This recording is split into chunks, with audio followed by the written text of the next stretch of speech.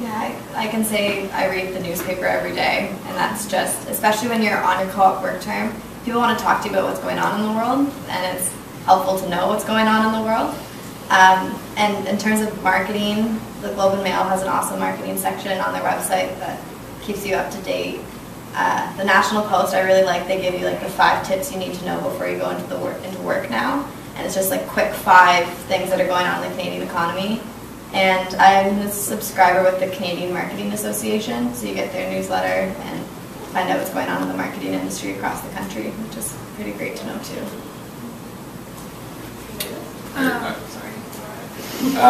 I would say if you're looking for something Halifax specific, there's a great app called allnovascotia.ca, and I literally read it every day. Like it talks about DHX, it talks about developments going up in Halifax, it talks about what the government's doing to build an economy.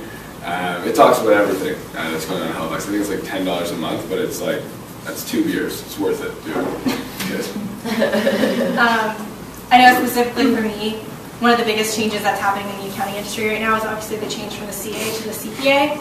So there's a lot of changes in the CPA environment that are happening that not only affect kind of like what courses you're going to take in school, but what courses you might need to take in the professional world just in order to maintain your abilities. So I've registered with the CPA already, and just knowing that like I meet all the requirements before I can go into my job, that I've satisfied all the requirements that CPA Canada requires of me, so I can actually get all my hours that I need in order to qualify. So that's kind of the most important thing that I've been keeping track of lately.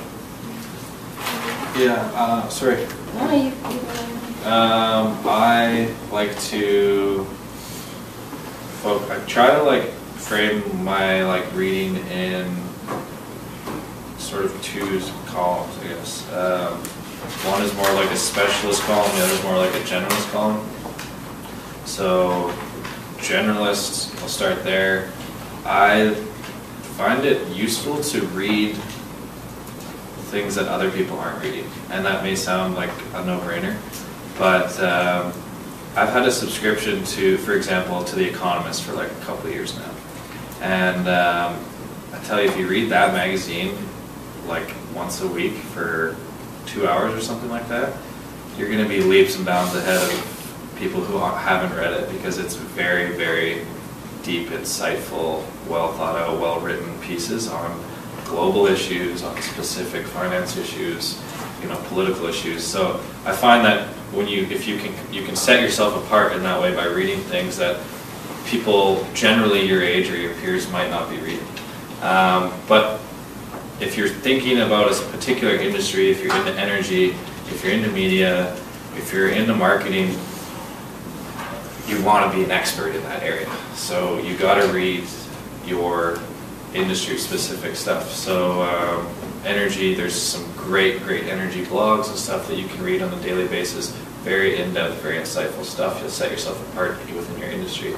But the generalist stuff is great too, because you can carry on. You never know who you're going to meet. You never know what kind of conversation you're going to be having tomorrow with, whether it's the president of a cement company or whether it's, some professor in Tunisia.